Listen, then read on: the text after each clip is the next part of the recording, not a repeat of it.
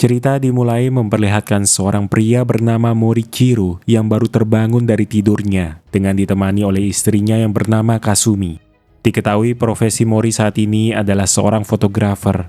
Pagi itu dia dikejutkan oleh kabar mengenai ayahnya yang baru saja dinyatakan meninggal dunia.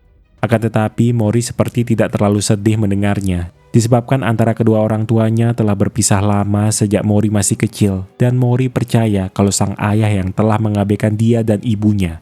Jadi setelah Mori dan ibunya memutuskan pindah ke kota, Mori tak pernah sekalipun bertemu ayahnya lagi. Karena ia adalah satu-satunya pewaris, mau tidak mau Mori kembali ke rumah lama tempat tinggal sang ayah yang letaknya jauh di hutan pegunungan. Setibanya di lokasi, dia bertemu dengan seorang wanita tua bernama Sugita yang dulu pernah merawatnya ketika ia masih kecil. Sugita menceritakan sebelum meninggal hampir setiap hari ayahnya Mori pergi ke hutan tanpa alasan yang jelas, dan kematiannya juga terasa aneh karena mereka menemukannya sudah tewas di dalam bak mandi. Dan pada hari yang sama Sugita melihat seekor burung hantu terbang keluar dari dalam rumah tersebut. Setelah mendengar cerita itu, Mori kembali teringat perceraian orang tuanya terjadi disebabkan ayahnya terlalu sering pergi ke hutan dan mulai menceritakan hal-hal yang tak masuk akal. Karena menganggap suaminya mulai tak waras sampai mengabaikan keluarganya, ibunya memilih pergi dari rumah itu membawa serta Mori menuju kota. Namun sewaktu memeriksa barang-barang di sana, perhatian Mori tertuju pada celah pintu yang setelah dibuka menuju ruangan pribadi milik ayahnya. Apa yang ditemukan Mori di ruangan itu sangat membuatnya terkejut, di mana tertempel banyak artikel, foto-foto, beserta peta yang menunjukkan kalau sang ayah ternyata selama bertahun-tahun ini melakukan penelitian di hutan seorang diri. Di antara semuanya, foto penemuan sepatu wanita dan burung hantu yang paling menarik perhatian Mori. Dari sini mulai timbul pertanyaan di dalam benaknya, apa mungkin kematian ayahnya berkaitan dengan pencarian sesuatu yang misterius di balik hutan? Beberapa waktu kemudian, Mori dihampiri oleh pria bernama Matsune yang merupakan agen properti yang akan menangani rumah tersebut. Karena Mori awalnya memang berniat menjualnya, Matsune langsung bergerak untuk menemukan pembeli. Kebetulan ada sebuah perusahaan yang tertarik membeli dan mengirim seorang pria bernama Ryo sebagai perwakilan. Hanya saja, Mori masih penasaran kenapa bisa ada perusahaan yang menginginkan tanah di tempat yang jauh, minim akses dan masih dalam bentuk hutan belantara yang menurutnya tak strategis. Mori yang tak ingin ambil pusing mencoba menandatangani surat penyerahan tanah. Namun tiba-tiba ada seekor lebah yang masuk ke dalam rumah dan mengganggu mereka, seakan-akan lebah itu tak menginginkan rumah itu dijual. Tetapi pada akhirnya lebah itu harus mati di tangan Ryo.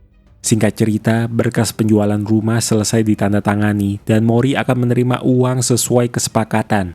Mengetahui Mori tak membawa kendaraan, maka Ryo menawarkan tumpangan sampai ke stasiun.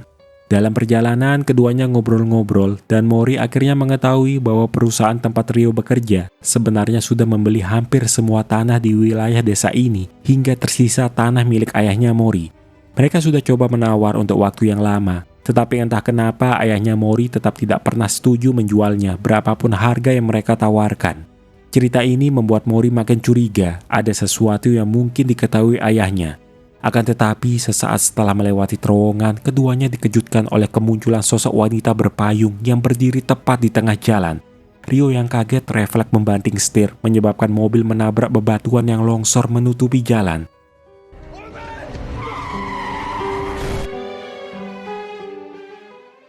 Setelah kecelakaan itu, Mori terbangun di sebuah rumah dalam keadaan tangan yang terikat.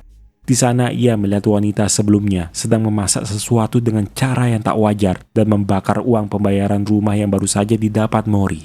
Menganggap nyawanya terancam, Mori mencoba melarikan diri yang secara tiba-tiba wanita tadi sudah berpindah mencegatnya. Namun karena wanita-wanita di cerita ini tak satu pun yang dapat berbicara dan tak memiliki nama sebutan, maka sesuai julukannya kita sebut saja wanita itu dengan nama Sasuona atau wanita penusuk. Selagi Sasu menghidangkan makanan, Mori coba menanyakan tentang tempat tersebut. Tapi karena Sasu hanya diam menatap tanpa mengucap sepatah kata pun, Mori meminum air dalam mangkok yang seketika itu juga langsung ia muntahkan disebabkan penuh dengan serangga.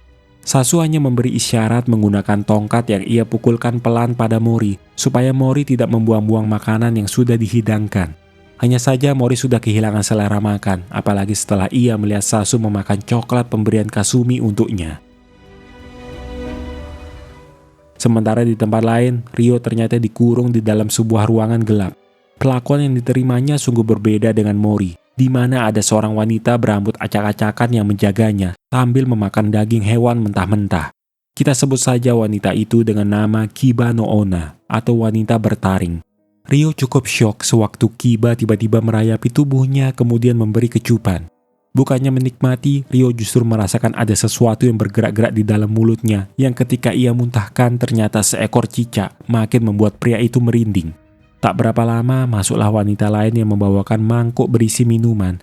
Sebut saja wanita itu dengan nama Mitsumeru Onna atau wanita yang menatap. Melihat penampilan Mitsu yang begitu anggun dalam balutan kimono merah, langsung membuat Ryo terpesona akan kecantikan wanita itu. Namun di balik keindahan parasnya, ternyata wanita itu juga melakukan hal yang sama dengan Kiba, yaitu memakan daging secara mentah-mentah seakan dia adalah binatang. Kembali ke Mori yang diarahkan oleh Sasu untuk membersihkan tubuhnya di sebuah sumur. Namun apa yang membuatnya terkejut ketika dari dalam air mendadak muncul seorang wanita berambut pirang yang menarik tubuh Mori hingga tenggelam ke arah sungai. Tepat di hadapannya, Mori sangat takjub melihat sosok wanita bagai ikan yang menari-nari dengan indahnya. Karena habitat wanita itu di dalam air, kita sebut dia dengan nama Nureta Onna atau wanita basah. Singkat cerita, Mori kehilangan kesadarannya. Dan saat terbangun, ia tiba-tiba sudah pindah ke dalam rumah dengan situasi Nureta yang berada tepat di atasnya. Merasa takut dengan Nureta yang makin mendekat, maka Mori memanfaatkan kesempatan untuk kabur sembari mencari keberadaan Ryo yang ia temukan terkurung di dalam sebuah gudang. Secepatnya Mori berusaha membebaskan Ryo, namun sialnya ia dipergoki oleh Kiba yang malah mengurung kedua pria itu. Sementara Kasumi istrinya Mori, wanita itu seakan mendapat firasat buruk yang membuatnya khawatir mengapa Mori tak kunjung memberi kabar dan juga tidak dapat dihubungi. Oleh sebab itu, Kasumi berinisiatif melaporkan situasi hilangnya Mori kepada pihak kepolisian. Keesokan hari, kedua pria itu dibangunkan oleh Sasu yang juga membawakan makanan. Meski belum tahu apa yang diinginkan para wanita itu, menurut Mori setidaknya wanita-wanita itu tak ada niat membunuh mereka, sebab masih memberi mereka makanan hingga sekarang. Namun Ryo tak memperdulikan ucapan Mori karena yang ada di pikirannya hanya ingin segera bebas. Dengan sengaja ia memancing Mitsu untuk masuk, berpura-pura ada sesuatu yang ingin ia tunjukkan. Wanita itu dengan polosnya percaya, kemudian membuka pintu, tak menyangka kalau Ryo tiba-tiba menyerang dan mengikatnya secara paksa. Mori sebenarnya tak tega melihat kondisi Mitsu yang disakiti Ryo, tapi ia tak tahan mendengar ocehan Ryo yang terus memaksanya pergi. Keduanya berjalan tanpa arah, sampai akhirnya Mori memutuskan berhenti akibat kelelahan dan Ryo memilih terus melanjutkan. Namun setelah merasa berjalan cukup jauh, anehnya Ryo malah bertemu Mori lagi sedang duduk di tempat yang sama, menandakan kalau sebenarnya sedari tadi Ryo hanya berputar-putar di tempat yang sama. Di waktu itulah Mori melihat ada anak kecil bersama seorang wanita yang memiliki wajah sangat mirip dengan Kasumi. Tanpa sadar, tas Ryo tiba-tiba dicuri oleh anak itu yang memaksa mereka mengejarnya. Hingga di tengah jalan, Mori menemukan barang-barang seperti lampu senter dan sebuah kamera tepat di bawah pohon. Mori langsung dapat mengenali kalau kamera itu adalah milik ayahnya. Di sisi lain, Ryo berhasil menangkap anak kecil yang mencuri tasnya. Namun Mori yang datang menyuruh Ryo untuk melepaskan anak tersebut. Kepada Ryo, Mori menunjukkan kamera milik sang ayah yang baru saja ia temukan. Jika mencocokkan dengan foto yang pernah diambil ayahnya, menurut Mori ayahnya juga pernah ke hutan tersebut. Intinya ia merasa keberadaan mereka di hutan misterius itu bukanlah suatu kebetulan, melainkan mereka memang sengaja dibawa ke sana untuk suatu alasan tertentu. Namun lagi-lagi Ryo seolah tidak peduli dengan segala perkataan Mori karena dia cuma ingin segera kembali ke kota Tokyo. Ryo yang memilih pergi sendirian mendadak diserang oleh seseorang yang ternyata adalah Kiba.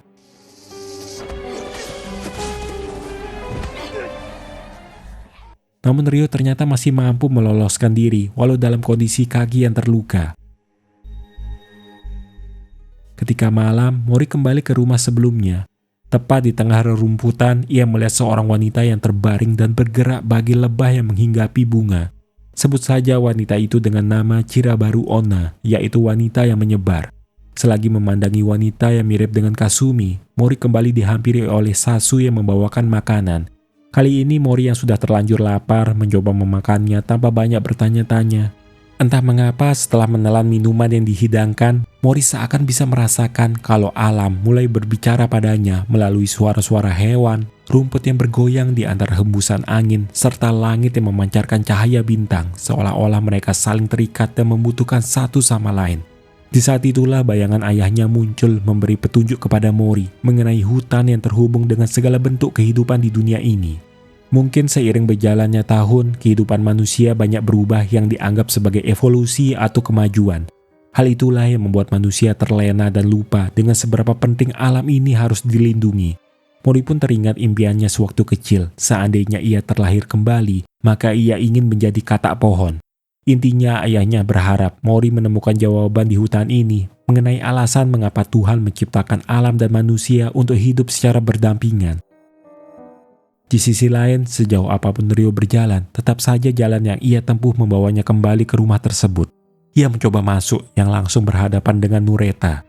Merasa wanita itu tak berbahaya, Ryo yang merasa lapar dan haus hanya mengambil makanan serta minuman lalu buru-buru pergi. Di luar ia kembali bertemu dengan Mitsu. Karena kondisi Ryo sedang di bawah pengaruh minuman, Ryo malah memaksa Mitsu mau melakukan hubungan terlarang dengannya. Di kota Tokyo, setelah melaporkan pada polisi mengenai suaminya yang hilang, Kasumi akhirnya mendapat kabar kalau di daerah hutan pegunungan tempat yang dituju Mori, terjadi longsoran bebatuan dan ditemukan sebuah mobil tanpa penumpang di lokasi. Oleh sebab itu, keesokan paginya, Kasumi memutuskan pergi mencari keberadaan Mori. Pertama-tama, ia mendatangi rumah ayahnya Mori, di mana ia menemukan buku berisi gambar-gambar kata. Dari sini Kasumi jadi tahu kalau waktu masih kecil, Mori sangat menyukai katak pohon. Setelah lanjut memeriksa ruang kerja ayahnya Mori, ditemukan catatan berupa clipping mengenai panduan peta sesar aktif untuk meminimalkan kerusakan gempa bumi. Rupanya di tengah buku itu ada sebuah surat yang ditinggalkan ayahnya khusus buat Mori. Kembali ke tengah hutan, tempat Mori terjebak. Pria itu menyadari kalau ia harus segera melakukan penyelidikan demi memecahkan misteri hutan tersebut agar ia bisa bertemu istrinya lagi. Sedangkan Ryo, pria itu masih melanjutkan perjalanan tanpa arah. Sampai akhirnya Ryo menemukan botol minuman yang dibawanya semalam, membuatnya putus asa. Jalan jauh berkilo-kilometer yang ternyata dia cuma berputar-putar di tempat yang sama dan selalu kembali lagi. Melihat Mitsu yang masih duduk dalam keadaan menahan sakit, Ryo kembali mendekati wanita itu dan berniat melampiaskan rasa frustasinya. Akan tetapi Mitsu tiba-tiba muntah, lalu mengarahkan tangan Ryo ke perutnya seakan ingin memberitahu kalau dia sedang mengandung. Hal itu membuat Ryo makin kesal, karena baginya sangat mustahil seorang wanita bisa langsung hamil hanya dalam waktu semalam. Ryo lalu kembali berniat menyakiti Mitsu, namun tindakannya itu dicegah oleh Mori yang kebetulan melihat keduanya. Mori coba mengejar Ryo yang berlari ke arah sungai untuk meminta penjelasan mengenai apa yang telah dilakukan Ryo pada Mitsu. Merasa urusannya dicampuri, Ryo malah bertindak kasar dengan mendorong Mori hingga tenggelam ke dasar sungai. Waktu itu ia berniat pergi meninggalkan Mori, tapi ia dikejutkan oleh Nureta yang menatap tajam ke arahnya dengan pandangan penuh kebencian. Hal itu membuat Ryo lari ketakutan yang menyebabkan ia tersandung hingga terjatuh juga ke sungai dan tak bisa keluar seolah-olah ada sesuatu yang menariknya dari bawah. Sedangkan Mori, ia diselamatkan oleh Nureta yang membawanya ke permukaan. Namun saat keluar dari air, ia merasa tempat itu tak asing buatnya. Di mana Mori menyadari kalau dia sekarang berada di lokasi pohon yang sama dengan foto yang dipotret oleh ayahnya. Seketika trauma masa kecilnya kembali teringat, sewaktu Mori yang diajak ke hutan oleh ayahnya sempat tenggelam dan hilang selama 3 hari, lalu diselamatkan oleh seorang wanita cantik di sana. Di momen itulah ayahnya mencoba mengabadikan sosok wanita yang telah menyelamatkan Mori dengan memotret menggunakan kameranya. Akan tetapi yang tertangkap kamera, justru wanita itu tiba-tiba menjelma menjadi burung hantu putih yang terbang mengepakkan sayapnya yang indah. Dari sinilah Mori akhirnya memahami semuanya, bahwa keberadaan wanita-wanita yang merupakan penjelmaan dari roh alam yang ada di hutan ini menjadi eksistensi penting bagi kelangsungan hidup. Di antaranya Sasu merupakan perwujudan dari tikus hutan, Kiba merupakan jelmaan ular berbisa, Nureta adalah ikan, Kira adalah lebah madu, dan Mitsu merupakan jelmaan burung hantu. Sedangkan wanita yang mirip dengan Kasumi adalah perwujudan dari tumbuhan. Kini setelah semua menjadi jelas, Mori tidak lagi menganggap para wanita itu sebagai ancaman dan merasa bersalah sudah salah paham sama ayahnya yang ternyata berusaha melindungi hutan beserta tempat tinggalnya. Sekarang Mori berniat pergi mencari Ryo, tapi dia malah menemukan tas milik Ryo yang tertinggal sewaktu pria itu jatuh ke sungai. Setelah diperiksa isinya, terdapat beberapa dokumen perusahaan yang mengungkap bahwa ternyata perusahaan tempat Ryo bekerja tidak hanya membeli rumah ayahnya Mori, tetapi membeli seluruh desa yang ada di sekitar hutan tersebut. Terungkap juga bahwa sudah sejak lama hutan itu akan dijadikan tempat pembuangan limbah nuklir. Jadi makin jelas apa alasan pembelian tanah warga di sekitar hutan adalah untuk menyembunyikan fakta terkait rencana proyek pembangunan fasilitas pembuangan limbah radioaktif. Itulah mengapa kemunculan para wanita siluman demi memperingatkan jika ini terus dibiarkan, maka ekosistem hutan akan terancam punah sekaligus mengancam kehidupan manusia. Karena di gunung itu juga terdapat sesar aktif yang sewaktu-waktu dapat memicu gempa bumi di masa depan. Setelah memahami semuanya, Mori menghampiri Sasu dan memberitahu kalau dia sudah tahu alasan keberadaannya di hutan ini dan minta ditunjukkan jalan untuk kembali ke desa. Wanita itu pun akhirnya mau memberitahu kemana jalan pulangnya yang ditutupi oleh kabut. Namun di tengah perjalanan, Mori mendadak lemas dan terjatuh. Di sisi lain, Kasumi yang menyelidiki lokasi longsor seperti mendengar suara-suara dari arah hutan yang seakan memanggilnya. Kasumi pun coba menyusuri jalanan berkabut sambil memanggil-manggil nama Mori. Hingga ia melihat cahaya kecil yang ternyata berasal dari pemantik api yang dinyalakan Mori. Setelah 4 hari menghilang, sepasang suami istri itu kembali bertemu. Kasumi menyerahkan surat dari ayahnya Mori yang ia temukan. Melalui surat itu, sang ayah ingin putranya memahami kalau dulu hutanlah yang telah menyelamatkan hidup Mori sewaktu ia menghilang selama 3 hari. Semenjak itu, ayahnya mulai meneliti makhluk-makhluk yang hidup di hutan dan menyadari tempat itu sedang berusaha dihancurkan oleh kekuatan besar sehingga sang ayah berusaha melindunginya. Satu-satunya cara menghentikannya adalah dengan membuktikan keberadaan sesar aktif tersebut yang bukan hanya menjadi masalah bagi kawasan ini, tetapi juga masalah besar yang akan mempengaruhi masa depan bumi. Dari surat itu akhirnya Mori dapat menyimpulkan bahwa Ryo kemungkinan besar adalah orang yang membunuh ayahnya. Secara mendadak ia menghentikan mobil, lalu meminta Kasumi turun dan berjalan sendirian ke stasiun. Sedangkan Mori akan kembali ke hutan untuk mencari Ryo sebelum membuat kerusakan lebih parah.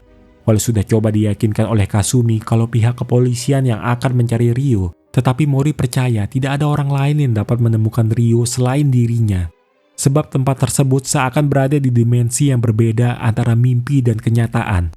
Mori hanya menitipkan dokumen bukti yang ia temukan untuk dilaporkan bahwa pembelian tanah itu tidak sah karena terkait dengan pembunuhan ayahnya. Dan nantinya dokumen itu juga akan membantunya membuktikan kalau hutan itu akan dijadikan tempat pembangunan fasilitas pembuangan limbah radioaktif. Sangat berat bagi Kasumi membiarkan suaminya pergi lagi dan ingin memberitahu kalau sekarang ia sedang hamil. Namun ia khawatir hal itu dapat menggoyahkan tekad suaminya karena alasan suaminya berjuang bukan hanya untuk diri sendiri, melainkan demi kelangsungan hidup banyak orang. Setelah Mori berjanji kalau dia akan kembali, Kasumi akhirnya merelakan suaminya pergi. Satu-satunya yang diingat Mori, ia bisa berpindah ke hutan misterius itu karena mengalami kecelakaan. Oleh sebab itu, secara nekat Mori sengaja menabrakkan mobil yang ia kendarai tepat di longsoran bebatuan yang sama, sampai-sampai suara benturannya terdengar oleh Kasumi dari kejauhan.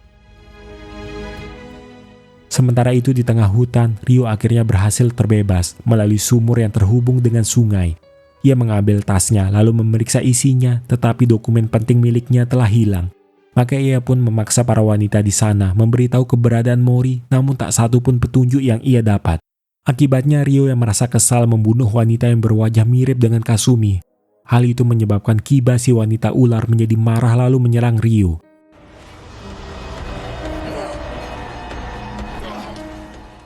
Dalam pertarungan sengit keduanya, Kiba sempat menggigit lengan Ryo yang membuat pria itu dendam ingin membalas secara membabi buta. Namun Kiba berhasil melepaskan diri dengan cara mengubah wujudnya menjadi ular. Walau terluka, Ryo masih bisa kembali ke rumah tersebut dan lagi-lagi menyakiti Sasu dan Mitsu. Namun hal yang paling membuatnya syok ketika melihat Mitsu tiba-tiba mengeluarkan telur berukuran besar dari tubuhnya sebagai hasil hubungannya dengan Ryo kemarin malam. Ryo yang makin tak waras dengan tega merebut telur dari pelukan Mitsu kemudian membandingnya hingga pecah. Hal itu menyebabkan Mitsu menangis histeris bercampur marah atas perbuatan Ryo terhadapnya.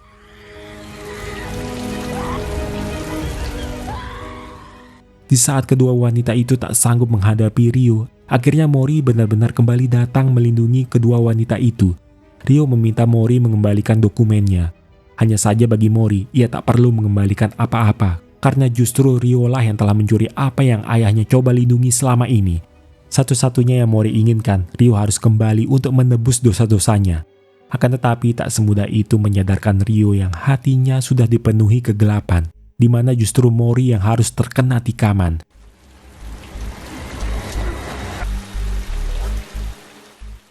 Kejadian itu menyebabkan Rio panik dan secara tertatih-tatih melarikan diri ke hutan. Dalam kondisi kritis, Mori masih sempat mengkhawatirkan keadaan Sasu dan Mitsu.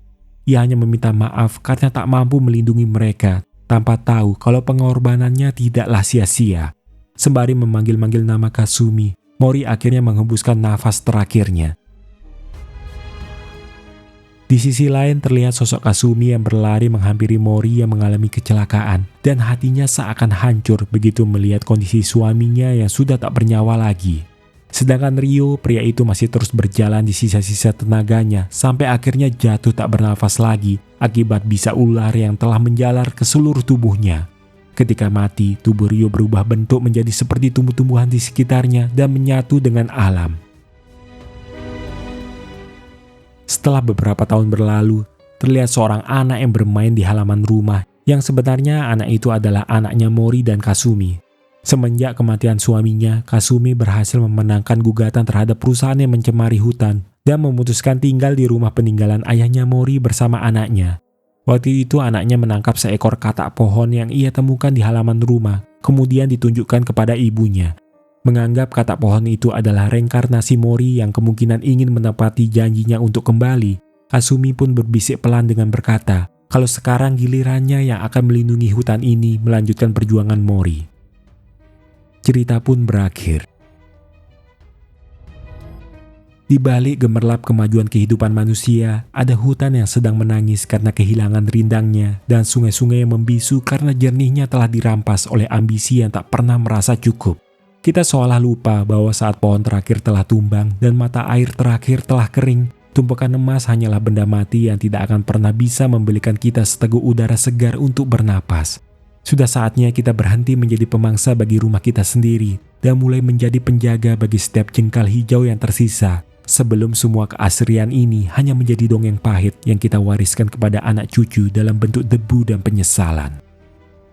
Semoga cerita ini dapat memberi manfaat untuk kalian yang menonton. Sampai jumpa lagi di kesempatan lainnya.